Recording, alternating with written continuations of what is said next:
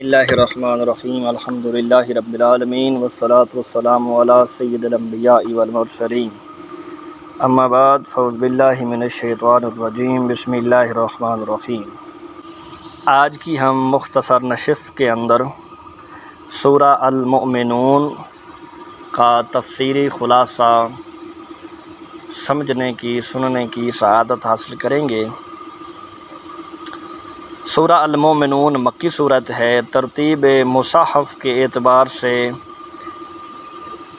اس کا 23واں نمبر ہے، جبکہ ترتیب نزولی کے اعتبار سے اس کا 74واں نمبر ہے۔ اس سورت کا نام المؤمنون پہلی آیت مبارکہ میں مذکور ہے۔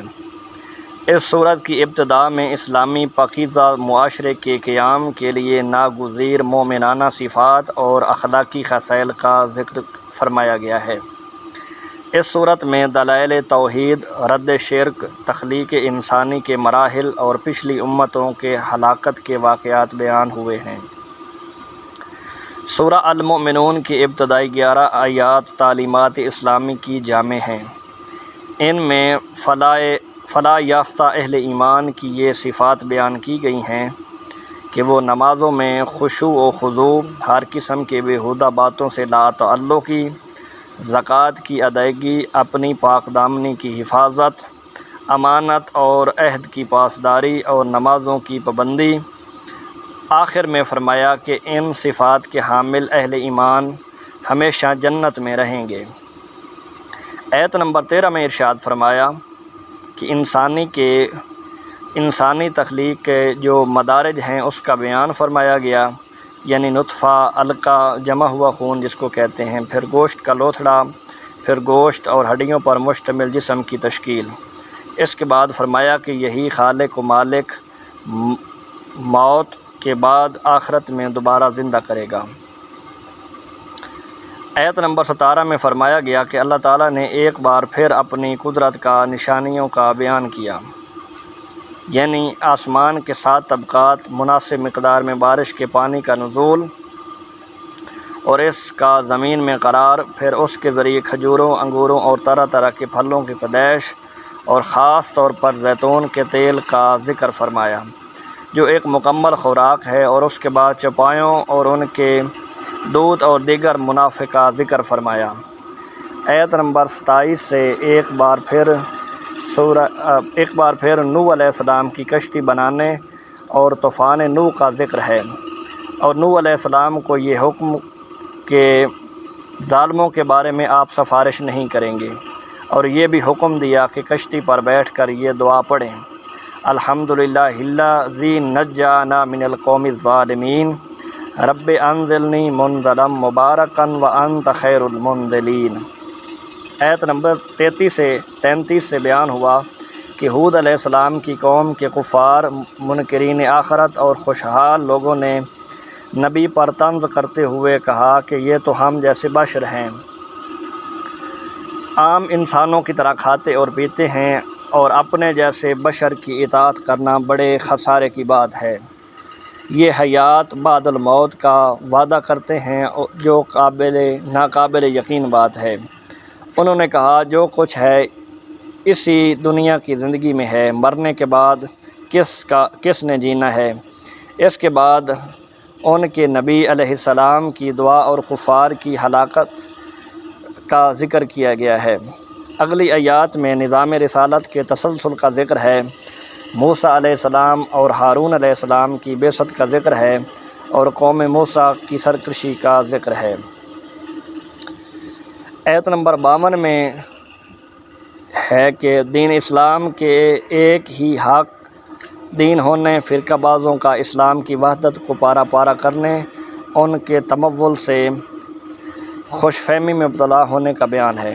آیت نمبر 56 سے فرمایا کہ وہ اہل ایمان جن کے دلوں میں خشیت الہی ہے وہ شرک نہیں کرتے، جو اللہ تعالیٰ کی راہ میں عاجزی کے ساتھ خرچ کرتے ہیں، اور جنہیں قیامت پر ایمان ہے، وہی لوگ نیکیوں میں جلدی کرتے ہیں، سبقت کرتے ہیں۔ آیت نمبر 64 سے کفار کی پکڑ اور اس پر ان کے چلانے کا بیان ہے۔ ان کا سبب یہ ہے کہ یہ اللہ تعالیٰ کی آیات سے روگردانی کرتے اور تکبر اختیار کر کے قرآن کو افسانہ کہہ کر بکواس کیا کرتے تھے۔ آیت نمبر 78 سے اللہ تعالیٰ کی نعمتوں کا ذکر ہے کہ اس نے انسان کو سننے کے لیے کان، دیکھنے کے لیے آنکھیں اور سمجھنے کے لیے دل عطا کیا۔ گردش لیل و نہار اور زندگی اور موت اسی کے قبضہ و قدرت میں ہے۔ آیت نمبر 85 سے اللہ تعالیٰ نے استفہامی انداز میں بیان فرمایا کہ اگر ان منکرین آخرت سے پوچھا جائے کہ زمین اور اس کے خزانوں کا مالک کون ہے، 7 آسمانوں اور عرش عظیم کا مالک کون ہے، ہر چیز کی بادشاہت کس کے قبضہ میں ہے کہ جس کا کوئی مقابل نہیں، تو ہر سوال کے جواب میں کہیں گے کہ اللہ۔ تو پھر آپ ان سے پوچھئے کہ کیا تم سیر زدہ ہو، یعنی پھر اس مالک الملک پر ایمان کیوں نہیں لاتے، اس کے احکام کو تسلیم کیوں نہیں کرتے۔ آیت نمبر 91 سے بیان ہوا کہ اللہ تعالیٰ کی کوئی اولاد نہیں، اس کے سوا کوئی عبادت کا مستحق نہیں۔ اگر ایسا ہوتا کہ ایک سے زیادہ خدا ہوتے تو ہر ایک اپنے لشکر کو لے کر دوسرے پر غلبہ پانے کی کوشش کرتا، حالانکہ اللہ وحدہ لا شریک کے اقتدار کو چیلنج کرنے والا کوئی نہیں۔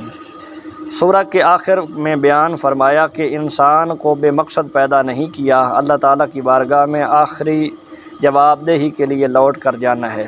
آیت نمبر 96 میں برائی کو اچھائی سے دفع کرنے کا بیان ہے۔ اس کے بعد اپنے حبیب مکرم صلی اللہ علیہ وسلم کے ذریعے اللہ تعالیٰ کے بندوں کو ہر قسم کے شیطان کے شر سے پناہ مانگنے کا طریقہ تعلیم فرمایا۔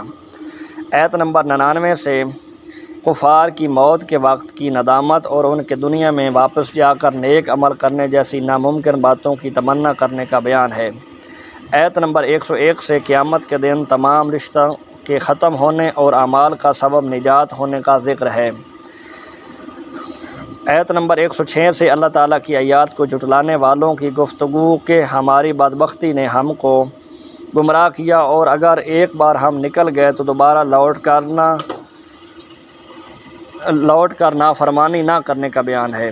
اللہ تعالیٰ فرمائے گا، پھٹکارے ہوئے پڑے رہو اس میں اور میرے ساتھ بات نہ کرو۔ تم دنیا میں مومن بندوں کا مذاق اڑاتے تھے جو یہ دعا پڑھتے تھے، ربنا آمنا فاغفر لنا ذنوبنا وارحمنا وانت خیر الراحمین۔ ان کو ان کے صبر کا بدلہ کامیابی کی صورت میں ملا ہے۔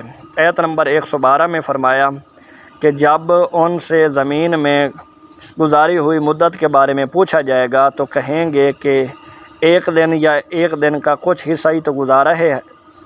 آخری آیت میں امت محمدیہ صلی اللہ علیہ وسلم کو استغفار کرنے اور رحمت کی دعا مانگنے کا حکم ہے، جو کہ یہ ہے، رب اغفر وارحم وانت خیر الراحمین۔